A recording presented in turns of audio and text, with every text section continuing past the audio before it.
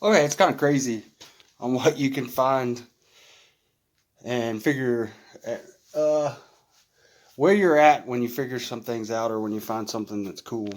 Besides, this hat's crooked. I need to tell Summit to send me another one. It's never straight. Um, but in the world of hot rodding or just building custom cars in general, you're always trying to find something that makes things easier or things that when you're customizing it, it's like, boom, I can use that. Well, where I'm at now, you would never figure out that you would never expect that you would figure out something like this.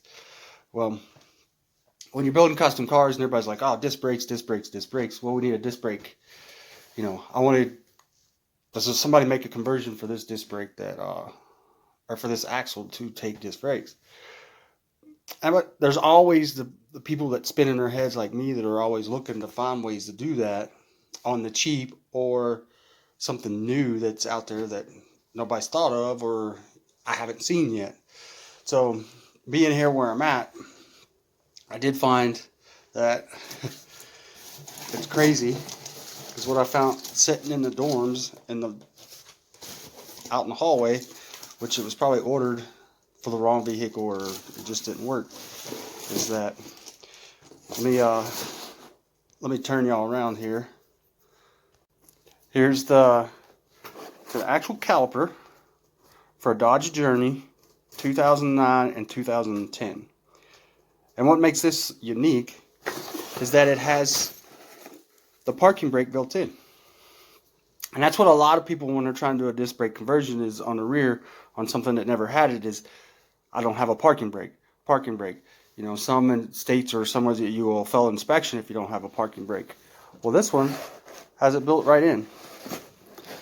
So if you're going to do a disc brake conversion on your own, and here is, it comes with the mount, to where all you have to do is figure out how to mount this to your axle, which is weld on a mount. And so I'm just sharing this because I thought it was cool that you could put disc brakes on something that doesn't have it and have emergency brake to go with it.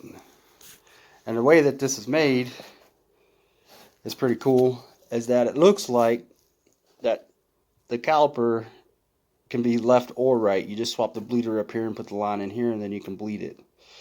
I don't know if that's how it works, but it's kind of cool.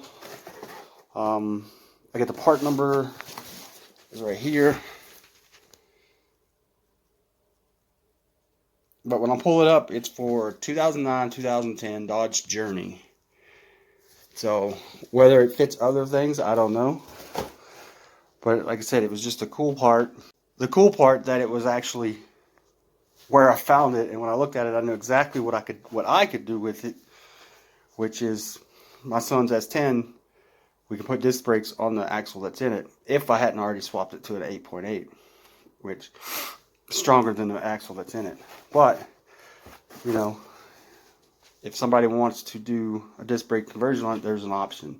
If you're out to do something on your own, or if you want to start doing a kit for yourself and selling them, there's an option. Because it's always an emergency brake. You always hear people, oh, I need an emergency brake, I need an emergency brake. I'll fail inspection if there's not one there. So there you go. There's an option.